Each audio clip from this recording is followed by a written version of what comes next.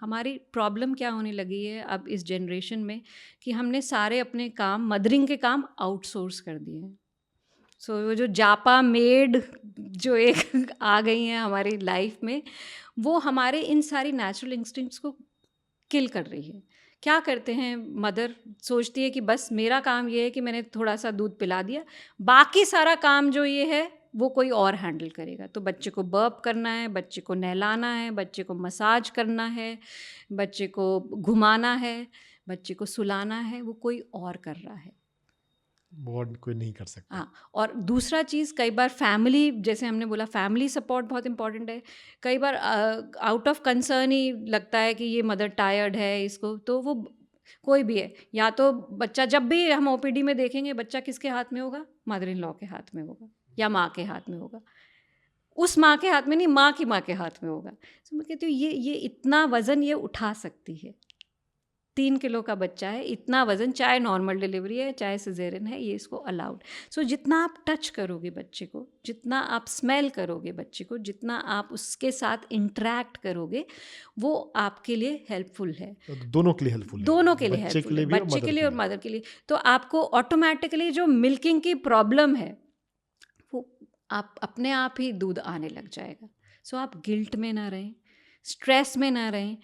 जो फैमिली है वो ये मदर को बार बार नेगेटिव इन्फॉर्मेशन ना दे। नेगेटिव आते जाते कोई भी बोल जाएगा, कोई हमारे यहाँ तो रिश्तेदार इतने आ जाते हैं, मिलने वाले इतना जाते हैं, अरे ये बच्चा रो रहा है, तेरा तो दूध ही नहीं आ रहा, तो इसको बॉटल क्यों नहीं लगा देते। सो वो सारी चीज़ें क्या मदर के को इम्पैक्ट करती हैं। वैसे ही वो एक हार्मोनल स्टेज में है, सो फिजिकली शी इज़ टायर्ड, और आपने ये मैसेज दे के उसको और स्ट्रेस में ला दिया, गिल्ट में ला दिया। मदर को क्या फीलिंग आती है, I am not being a good mom to my baby, मैं दूध नहीं पिला पा रही हूँ।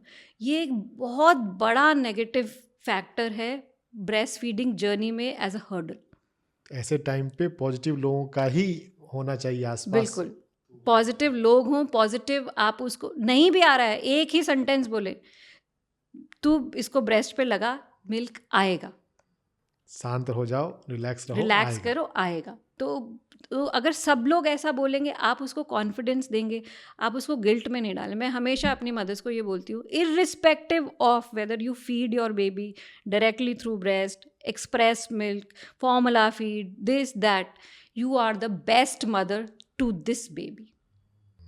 You are best mother to To this this baby. baby. Yes. There can be another mother who can be best for that baby, but for this baby you are the best mother. Nobody can replace it. So इस guilt से बाहर आ जाओ कि मैं कैसे feed करा रही हूँ, हो रहा है नहीं हो रहा है, हम डेफिनेटली वर्क ऑन करेंगे। कोई चैलेंज आ रहा है, हम उसको आंसर करने की कोशिश करेंगे। इसके लिए इम्पॉर्टेंट है कि आप प्री नेटल क्लासेस में अपना ब्रेस्ट फीडिंग के सेशंस लें, ताकि आपको समझ में आए क्या राइट है क्या रॉन्ग है।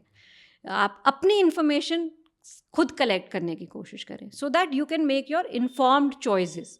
आपको पता रहे ये चीज़ है, फिर भी कई बार फीडिंग में चैलेंजेस आते हैं, तो फिर आप सपोर्ट लें। तो आप लैक्टेशन कंसल्टेंट्स के पास जाएं, लोग जो इसके बारे में जानते हैं उनसे हेल्प लें। आपका लैच तो सही है कि नहीं है, किस तरह से बच्चा ब्रेस्ट को मुंह में ले रहा है, सकल कर रहा है, वो ठीक है कि नहीं है, आपकी पोजीशन ठीक है कि नहीं है, वो सारी चीज़ें इस पे मैटर करती हैं कि आपकी ब्रेस्ट फीडिंग जर्नी कैसी जाएगी।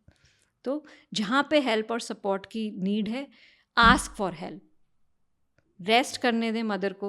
आप सारी रात आप जागे हैं, तो दिन में अगर आप सो रहे हैं तो आप सोइए, जब बच्चा रेस्ट कर रहा है आप भी रेस्ट करिए। रेस्ट करते हुए और सकलिंग के लिए टाइम, सफिशिएंट टाइम अलाउ करते हुए, अगर उसके बाद भी अगर जो मिल्क है उसमें अगर डिले हो रहा हो, तो एनर्जी मेडिसिन में भी, एक्यूप्रेशर में भी एक बहुत अच्छा पॉइंट है।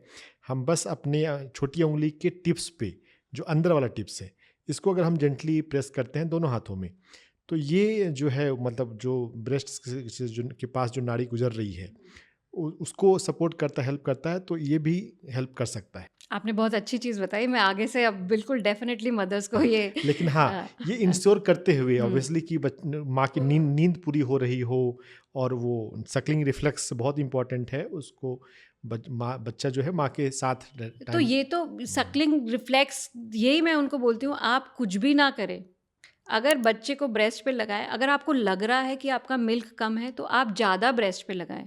हम गलती क्या करने लग जाते हैं, हम गलती ये करने लग जाते हैं कि जहाँ पे हमें लगता है कि मिल्क कम हो रहा है, हम top feed, formula feed, bottle introduce कर देते हैं। अब क्या हो गया, breast milking is a demand and supply thing. आपकी बॉडी फैक्ट्री है, उतना ही प्रोड्यूस करेगी जितना इस बच्चे को चाहिए।